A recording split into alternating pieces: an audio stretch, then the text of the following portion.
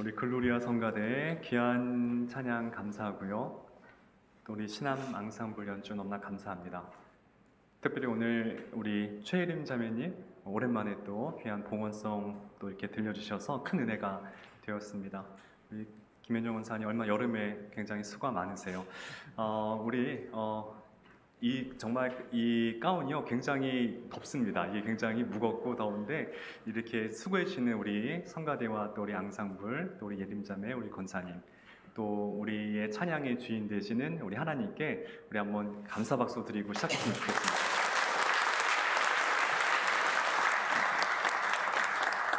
옆에 계신 분들과 함께 이렇게 인사하겠습니다. 아버지 품으로 돌아갑시다 라고 인사하시겠습니다. 아버지 품으로 돌아갑시다. 네, 아버지의 품으로 돌아갑시다. 교회사를 간략하게 나누게 되면은 이 사도 시대가 있고요. 그 다음에 교부 시대가 있습니다. 그리고 중세 시대, 그 다음에 종교 개혁 시대 이렇게 간략하게 나눌 수가 있습니다. 사도 시대라는 것은 무엇이냐면은 예수님의 직계 제자들이 다스리던 시대를 말하는 거예요. 베드로, 야고보, 요한, 사도 바울 이때가 사도 시대였습니다. 그 다음이 시간 지나서 교부 시대가 되는데 이 교부들은 예수님을 만난 건 아니지만 사도들의 제자들인 거죠. 그래서 터툴리안, 이그나티우스, 그다음 우리가 잘 아시는 성 어거스틴이 이 교부 시대의 주인공들입니다. 교부라는 말은 말 그대로 교회의 아버지라는 뜻이에요. 그 다음에 중세 시대 넘어와서 토마스 아퀴나스 이런 위인들이 등장하고요. 그 다음에 이제 종교 개혁 시대에 우리가 잘 아는 마틴 루터, 존 칼빈 등이 등장하게 되죠. 자, 그런데 제가 오늘 이 성 어거스틴에 대한 이야기를 드리려고 하는데요. 이 교부 시대에 굉장히 가장 유명한 사람 중에 한 사람이죠. 이 성 어거스틴이 왜 중요하냐면은 이때부터 신학이라는 것이 정립되게 됩니다. 교회란 무엇인가? 구원이란 무엇인가? 신정론이란 무엇인가? 이런 것들이 이제는 체계적으로 정립된 시기가 바로 교부 시대 때부터거든요. 그때 혁혁한 공을 세운 사람이 바로 성 어거스틴이었습니다. 그런데 여러분들 알다시피 이 어거스틴이 처음부터 믿음이 좋은 사람이 아니었고요. 그 당시에 시대의 탕자였습니다. 시대의 탕하였어요. 그가 17살 때 가출해서 혼자 잘 살겠다라고 먼 곳에 떠나게 됩니다. 거기서 어떤 여인과 만나서 사생활을 낳게 되죠. 그뿐만 아닙니다. 그가 마니교라는 이단 종교에 심취하게 돼서 거기서 10년 동안 마니교에 푹 빠져서 그것을 연구하게 됩니다. 그 소식을 들은 어머니 모니카가 날마다 기도를 했죠. 그래서 거기서 나온 유명한 예가 있습니다. 기도하는 어머니를 둔 자녀는 절대 망하지 않습니다. 이 암브로시우스가 한 말인데요. 어머니 모니카가 날마다 기도한 것이었어요. 하나님이 그 기도를 들어주시는데요. 어느 날 이 마니교에 심취해 있던 어거스틴이 한 번은 집에 있는데 밖에서 아이들의 노는 소리가 들리는 거예요. 근데 그때 아이들이 아마 카톨릭에서 부르는 복음성과 같은 노래를 불렀던 것 같습니다. 톨레 레게 어떤 이런 노래였는데 그 뜻이 뭐냐면은 집어서 읽어라, 들어서 읽으라는 뜻이에요. 책을 집어서 읽으라는 거예요. 그런 가사가 있었습니다. 어거스틴이 그 아이들 노래소리에 성경책을 집어서 성경을 여는데요. 마침 읽었던 대목이 로마서 13장 13절과 14절 말씀을 읽게 됩니다. 제가 한번 읽어드릴게요. 들어보세요.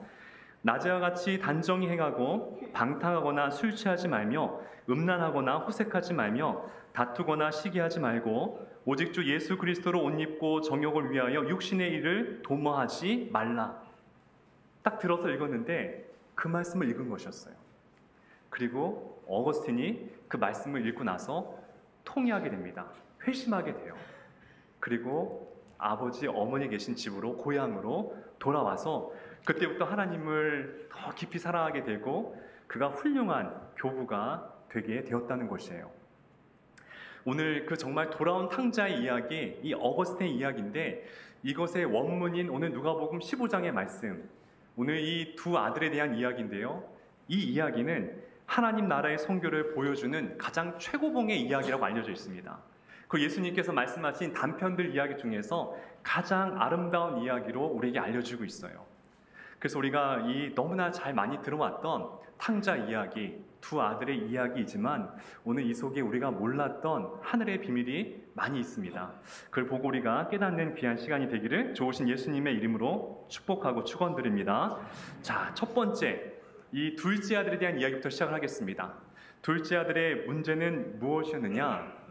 둘째 아들이 이제 돌아온 탕자가 된 이유는 비극의 시작은 아버지를 떠난 데서 그 비극이 시작이 되었다는 것이에요. 여러분들 항상 인생의 어려움은요, 하나님 곁을 떠난 순간부터 어려움을 마주하게 됩니다. 우리 같이 누가복음 15장 12절 말씀 같이 읽겠습니다. 시작. 그 둘째가 아버지에게 말하되 아버지여 내게 돌아올 분깃을 내게 주소서 하는지라. 아버지가 그 살림을 각각 나눠 주었더니, 알다시피 한 아버지에게 두 아들이 있었는데 둘째 아들이 아버지에게 유산을 미리 주십시오 라고 해서 그 유산을 받아서 먼 나라에 가서 흥청망청 살다가 쫄딱 망하게 됩니다. 자, 그런데 우리 이 스토리 너무 잘 알고 있거든요. 오늘 말씀 보니까 아버지여 내게 돌아올 분깃을 미리 주십시오. 우린 이걸 읽었을 때에 아무런 감흥이 없잖아요. 그런데 이 이야기를 당시의 유대인들에게 이 글을 보여주게 되면은 경악을 금치 못하는 말씀이에요. 무슨 얘기냐? 아버지가 버젓이 살아 계시는데 아버지 유산을 미리 주세요 라고 말한다는 것은요, 시대의 스캔들이 될 수 있다는 것이에요. 그럴 수가 없는 일이라는 것이에요. 그럼 언제만 아버지의 유산을 우리가 받을 수가 있느냐? 그는 아버지가 이제 임종에 가까웠을 때에, 그때지만이 유산을 나눠줄 수가 있는데, 지금 이 둘째 아들은 아버지가 건강하게 살아계시는데 달라고 하는 거예요. 여러분들 그 성경에는요, 우리 하나님께서 10가지 십계명을 주셨거든요. 1부터 4계명까지는 하나님에 대한 계명이에요. 이것을 갖다가 대신윤리라고 합니다. 하나님에 대하여 우리가 갖춰야 될 윤리를 말하고요. 5계명부터 10계명 6가지는 사람에 대한 우리가 해야 될 윤리에 대해서 말하고 있어요. 그걸 갖다가 대인윤리라고 합니다. 이 6가지 대인윤리 가운데 가장 으뜸이 되는 계명이 무엇이냐? 내 부모를 공경하라. 이것이 가장 큰 첫 번째 계명이에요. 자, 그런 계명이 가장 강력했던 이 시대에 아버지 나에게 유산을 미리 주세요 라고 한다는 것은요, 정말 다들 놀랄 만한 그런 일이라는 것이, 있어서도 안 될 일이었다는 것이에요. 그래서 언제 유산을 나눠줄 수가 있느냐? 제가 예를 들어서 열왕기하 20장 1절을 보게 되면은 이제 히스기야가 중병에 걸리게 됩니다. 세상을 떠나게 돼요. 그때 이제 선지자가 와가지고 이 히스기야에게 한 말이 있습니다. 제가 한번 읽어드릴게요. 그때 히스기야가 병들어 죽게 되매 아모스의 아들 선지자 이사야가 그에게 나와서 그에게 이르되 여호와의 말씀이 너는 집을 정리하라. 내가 죽고 살지 못하리라 하셨나이다. 여러분들, 너는 집을 정리하라. 이게 무슨 뜻인지 아십니까? 이제 너의 유산을 자녀들에게 나눠주어라, 이 뜻이에요.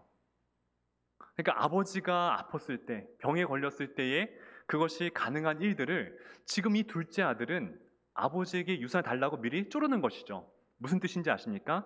아버지는 저에게 돌아가신 분과 똑같다는 거예요. 전 이제 아버지가 필요 없습니다. 이미 아버지는 저에게는 살아계신 분이 아닌가 똑같으니 그 재산을 저에게 미리 주십시오. 이러한 뜻이에요. 나쁜 아들이죠.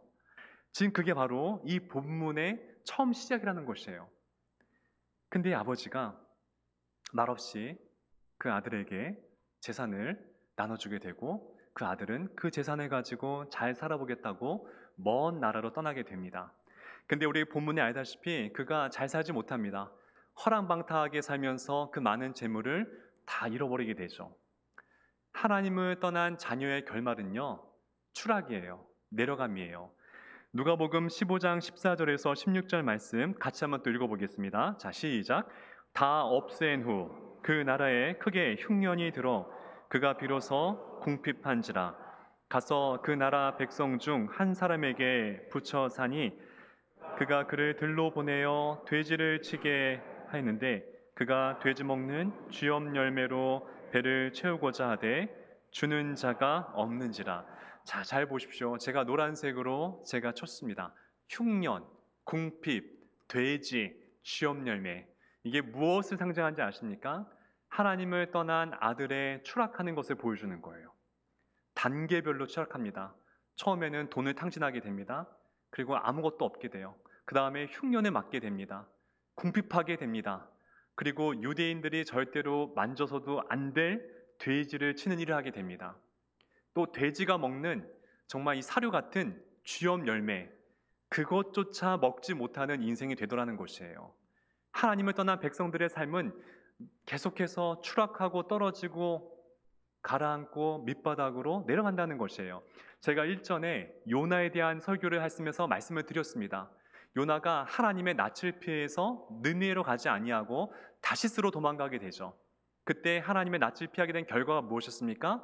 그가 배 안에 내려가게 되고 또 배 밑바닥으로 내려가게 되고 또 바다 밑바닥으로 떨어지게 되고 궁극에는 물고기 뱃속으로 더 깊이 추락한다고 말씀드렸습니다. 하나님을 떠나게 되면은 결국은 우리는 추락할 수밖에 없는 인생이 되어버릴 수밖에 없다는 것이죠. 여기서 근데 그것을 상징하는 아주 귀한 열매가 등장합니다. 그것이 쥐업 열매예요. 이것이 굉장히 중요합니다. 사실 이 쥐업 열매는 이 둘째 아들로 하여금 다시 아버지를 찾게 만드는 은혜의 도구가 됩니다. 여러분들 이 마태복음이나 이 누가복음 보게 되면은 처음 시작에 세례 요한이 등장하거든요. 세례 요한, 광야에 사는 세례 요한. 예수님이 오실 길을 예비한 그 세례 요한이 무엇을 먹었는지 아십니까? 광야에서 두 가지를 먹었어요. 석청과 메뚜기. 우린 그렇게 알고 있습니다. 그런데 메뚜기가 그게 아니에요. 메뚜기가 바로 이 쥐업 열매입니다. 사진 한번 보여주시겠습니까? 보시게 되면은 굉장히 비슷하게 생겼어요. 그래서 사람들은 이 메뚜기 나무, 로커스트 트리라고 했는데 이 메뚜기 나무가 바로 쥐업 열매의 나무입니다. 생각해 보세요. 뜨거운 광야에 메뚜기가 얼마나 있겠어요. 그러면은 이 세례 요한이 그것을 먹기 위해서 하루 종일 메뚜기만 잡고 다닐게요? 아니에요.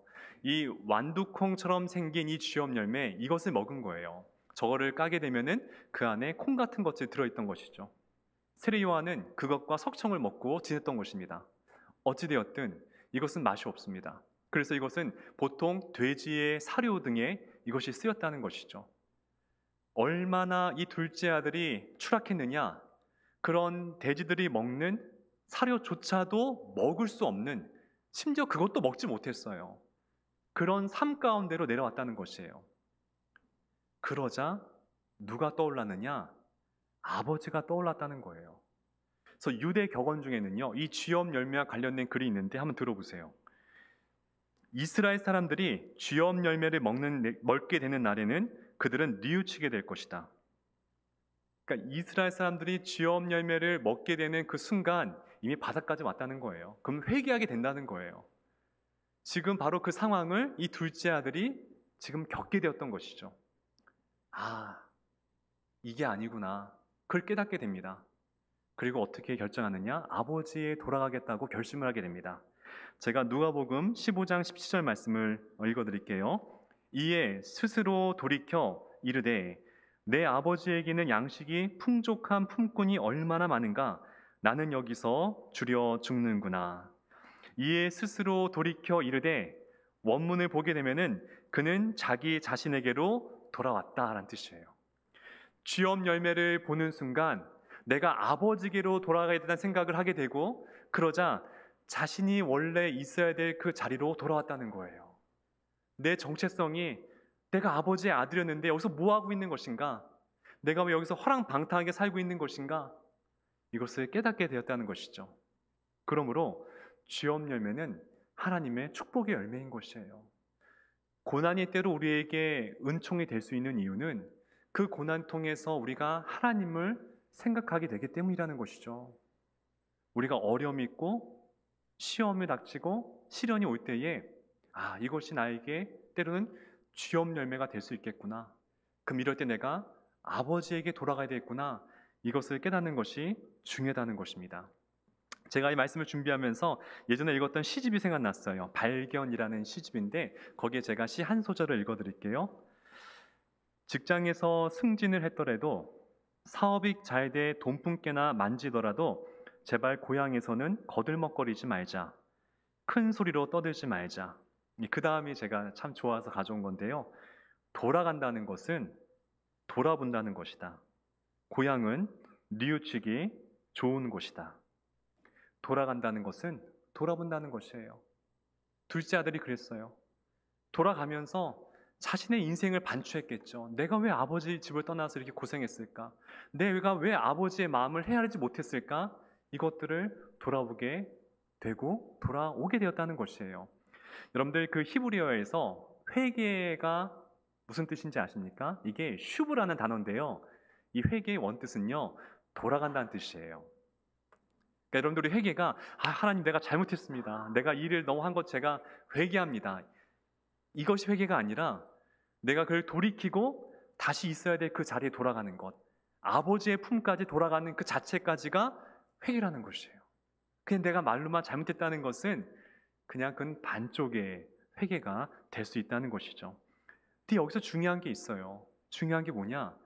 사실 이 둘째 아들은 아버지를 떠날 때도 이기적인 마음으로 집을 떠났거든요. 내가 잘 살겠다고, 내가 허랑방탕하게 살겠다고 그렇게 떠났습니다. 근데 돌아올 때에도 지금 어떤 마음인지 아십니까? 내가 죽게 됐으니까는 지금 집에 돌아간다는 거예요. 이것도 이기적인 마음이거든요. 근데 아버지는요, 그가 이기적인 마음으로 떠날 때도 그를 떠나 보내주었고, 또 이기적인 마음을 가지고 돌아올 때에도 나무라지 않고 이 둘째 아들을 안아주었다는 거예요. 이게 누구의 얘기인지 아십니까? 저의 이야기예요. 여러분들의 이야기예요. 내가 하나님 없이 잘 살 수 있을 때, 내가 능력이 충만했을 때에는 뭐 하나님 없어 내가 잘 살 수 있지. 내가 이만한 능력이 있는데, 그 이기적인 마음으로 떠났는데 인생에 고난이 찾아오고 시련이 오고 아픔이 올 때에 다시 하나님 찾아서 하나님 살려주세요. 내가 회개합니다. 그 마음으로 돌아왔을 때에도 우리 하나님은 거기에 대해서 한 번도 나무라지 아니하시고 그 마음으로도 또 품어줬다는 것이에요. 이게 아버지의 마음이라는 것이에요. 이 본문은 아들이 주인공이 아니라 아버지의 마음을 헤아리는 것, 이것이 이 성경 말씀이 주는 주제라는 것이죠. 그래서 이 둘째 아들에게 아버지는 세 가지를 선물로 주십니다. 첫 번째가 옷을 입혀주세요. 이 누더기 같은 옷을 벗기고 이제 귀한 옷을 입혀줍니다. 그 옷은 다 뜻이 있어요. 옷은 영예를 의미합니다. 부를 의미하는 거예요. 그리고 지난날에 이 둘째 아들의 죄와 수치를 덮어줌을 의미합니다. 그리고 둘째로 반지를 줍니다. 그 반지는 인감도장이에요. 너는 내 아들이다. 내 권한이 너의 권한이야 하면서 그 반지를 끼워줍니다. 그리고 마지막 세 번째가 신발을 신기는데요. 신발은 무엇을 의미하냐면은 자유를 의미해요. 당시의 노예들은 신발을 신기지 않았어요. 왜 그런지 아세요? 도망갈까 봐. 그래서 맨발로 지내게 했습니다. 그래서 아버지가 맨발로 온 이 둘째 아들에게 다시 자유를 선사하게 됩니다. 이게 아버지의 마음이라는 것이에요. 자, 그런데 이제 두 번째 탕자가 등장합니다. 아까는 집 밖에 있던 탕자였다면은 두 번째는 집 안에 있는 탕자. 첫째 아들은 더 심각한 탕자였다는 것이에요. 우리는 하나님께 몸이 떠나 있는 사람이 굉장히 저 정말 저렇게 살면 되겠나 하지만 어쩌면 하나님께서는 교회에 있지만은 첫째 아들같이 마음이 떠나 있는 탕자에 대해서 하나님은 더 가슴을 치며 애통해 하실 수가 있다라는 것이죠. 저는 말씀 보면서 제가 참 많이 회개를 했어요. 이 첫째 아들이 저의 모습 같았어요. 교회에서 열심히 하고 있지만, 일은 하고 있지만은 정말 아버지에 대한 사랑과 관심과 이것이 아닌 나 자신을 위해서 일하는 것이 아닌가, 이런 생각을 많이 하게 되었습니다. 첫째 아들의 문제가 무엇이었습니까? 맏아들의 역할을 제대로 감당하지 못했던 데에 문제가 있다는 것이에요. 잘 보세요. 지금 이 밭에 나가서 열심히 일했어요. 양과 소도 잘 쳤어요. 누가 봤을 때도 다 훌륭한 첫째 아들이었어요. 그런데 아버지 입장에서는 이 첫째 아들이 집안에서 열심히 일하는 것을 바랄까요? 아니에요. 아버지의 마음은 아들아, 너 지금 먼 나라에 가 있는 네 동생 있지 않냐? 가서 그 동생이 잘 살고 있는지 살펴보고 빨리 그 둘째를 데리고 왔으면 좋겠다. 이것이 아버지의 마음이 아니겠습니까? 첫째는 거기에는 아랑곳하지 않았다는 거예요. 맡겨진 일에만, 안식일만 거룩히 지키는 그런 문자적인 것에만 해석해서 안식일에 잃은 양이 있음에도 그 양을 찾으려고 하지 않는 그런 바리새인들을 향한 우리 예수님의 그런 안타까움이 이 말씀 속에 있다라는 것이죠. 첫째 아들에게는 형제 의식이 없었어요. 누가복음 15장 30절에 보게 되면은 이 아들이 참 무서운 얘기를 합니다. 제가 읽어드릴게요. 이제 아버지에게 화를 내면서 이렇게 얘기합니다. 아버지의 살림을 창녀들과 함께 삼켜버린 이 아들이 돌아오사니 이렇게 얘기합니다. 그래서 이 아들이라고 표현해요. 원문에는 당신의 아들이라고 표현합니다. 내 동생이 아니라는 거예요. 얘는 나와 상관없는 당신의 아들이지 않습니까? 이렇게 얘기하는 거예요. 그러자 아버지가 첫째 아들에게 상기를 시켜줍니다. 얘 네 동생이야. 그리고 교정을 시켜주세요. 우리 아래에 있는 말씀 같이 한번 읽어볼까요? 다시 시작. 이 내 동생은 죽었다가 살아났으며 내가 잃었다가 얻었기로 우리가 즐거워하고 기뻐하는 것이 마땅하다 하니라. 야, 너의 동생이지 않니? 네 동생이야. 너와 함께 어렸을 때부터 함께 목욕하고 뛰놀았던 너의 동생이지 않니? 아버지 이렇게 알려주는 거예요. 두 번째, 첫째 아들의 잘못이 무엇인지 아십니까? 그가 열심히 일한 그 목적이 따로 있었다는 거예요. 아버지를 사랑해서 열심히 밭 갈고 양치고 소친 것이 아니었어요. 누가복음 15장 29절 같이 한번 또 읽어볼게요. 자, 같이 읽겠습니다. 시작.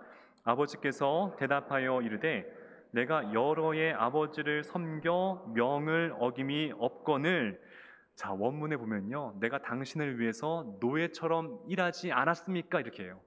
자기를 노예라고 표현합니다. 이 첫째 아들이 아버지를 섬긴 이유는 아버지를 사랑해서가 아니었어요. 아버지의 아들로서 내가 우리 아버지 공경해야지, 내가 아버지 기쁘게 해드려야지, 이름으로 밭 갈고 양친 것이 아니라 그냥 난 노예야. 아유, 내가 열심히 일해야지. 그 노예의 목적이 무엇입니까? 돈 때문이란 거예요. 나중에 아버지에게 받을 이 많은 땅, 이 많은 논과 밭, 아버지의 금은보화. 첫째 아들은 그걸 바라보고 아버지께 일한 것처럼 살아왔다는 것이에요. 우리가 노예입니까? 아니죠. 우린 아들, 딸들인 것이죠. 우리가 이곳에 나와서 봉사하고 헌신하는 모든 것들이 우리를 위해서 일하는 것입니까? 아니죠. 하나님께 영광이 되기 위해서 설교하고, 하나님께 기쁨이 되기 위해서 찬양하고, 하나님께 기쁨이 되기 위해서 청소하고, 이 모든 것들은 우리는 아버지를 사랑하는 아들과 딸이기 때문에 하는 것이지 단순히 내가 어떤 목적을 가지고 일하는 것은 아니라는 것이죠. 더 놀라운 사실이 뭔지 아십니까? 우리가 잘 놓쳐버리는 말씀인데요. 사실 이 기가 막힌 말씀이 이 둘째 아들이 아버지에게 유산을 달라고 했을 때에 아버지가 둘째에게만 유산을 준 것이 아니라 이 첫째에게도 함께 주었어요. 누가복음 15장 12절 우리 상반절 말씀 같이 한번 읽어볼까요? 시작. 아버지가 그 살림을 각각 나눠 주었더니 첫째도 받았어요. 그 당시 율법에는 장자에게는 아버지의 유산의 3분의 1을 받습니다. 그리고 차남에게는 3분의 1만 받아요. 장자의 권한이 굉장히 컸던 시대였어요. 자, 그러니 이 첫째 아들은 정말 재주는 동생이 부리고 좋은 것은 자기가 누리고 있는 거예요. 그러면 이렇게 장자의 대우를 받았으면은 동생을 챙겨야죠. 왜 동생을 안 데려왔을까요? 난 이미 받은 돈이 있기 때문에 내 동생이 필요 없는 거예요. 동생이 돌아오든 밖에서 뭐 객사하든 나랑은 상관이 없거든요. 나에겐 이미 받은 유산이 있기 때문이라는 것이에요. 이게 얼마나 악한 것입니까? 얼마나 장남으로서의 직무를 유기한 행동이었겠습니까? 근데 여러분, 이것이 이 집 나간 탕자나 집 안에 있는 탕자나 다 우리의 모습이라는 거예요. 우리가 하나님 곁에 있는 것 같지만 내 마음이 멀리 떠나 있으면은 우린 첫째 아들 같은 모습이 될 수 있다는 것이죠.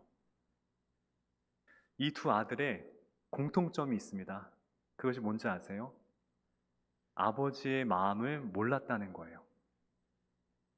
거기에서 이런 비극이 발생합니다. 아버지가 뭘 정말 원하시는지, 아버지가 뭘 정말 기뻐하시는지. 그래서 우리가 어떤 교회에서 일을 할 때에 저에게 한 얘기예요. 제가 어떻게 말씀드리면서 회개를 많이 했어요. 교회에서 어떤 사명자로 있을 때에 아버지의 마음을 계속해서 물어보셔야 돼요. 아버지가 진짜 무엇을 원하시는지.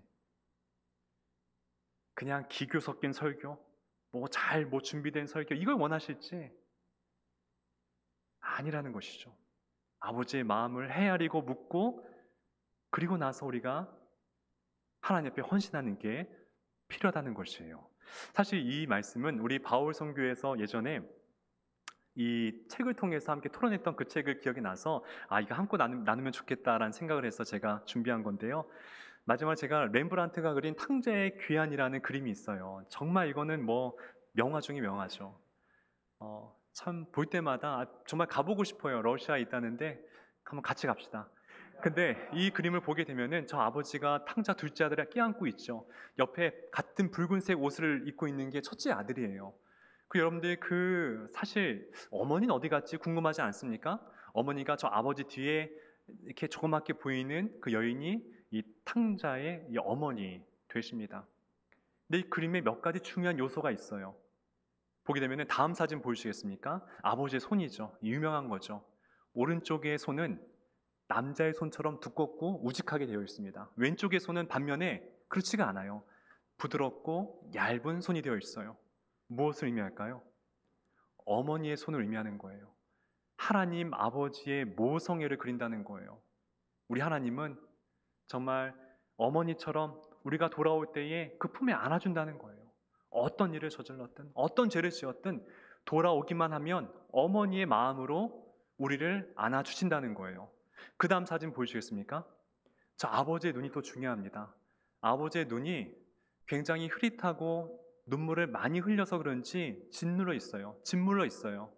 약간 시력이 좋지 않은 것처럼 렘브란트는 그립니다. 평론가는 그렇게 얘기해요. 저것은 이 아들의 죄를 눈 감아 주려는 아버지의 모습을 그린 거라고 말하고 있습니다. 맞아요. 저 여러분들 얼마나 많은 죄를 지었고 살아왔습니까? 그 죄를 낱낱이 하나님께서 다 기록하신다면은 여기에 우리가 가만히 앉아있을 수 있는 사람이 어디 있겠습니까?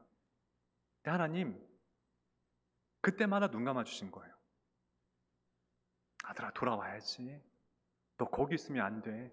내 딸아 아니야. 내가 눈 감아 줄 테니까는 나에게로 와.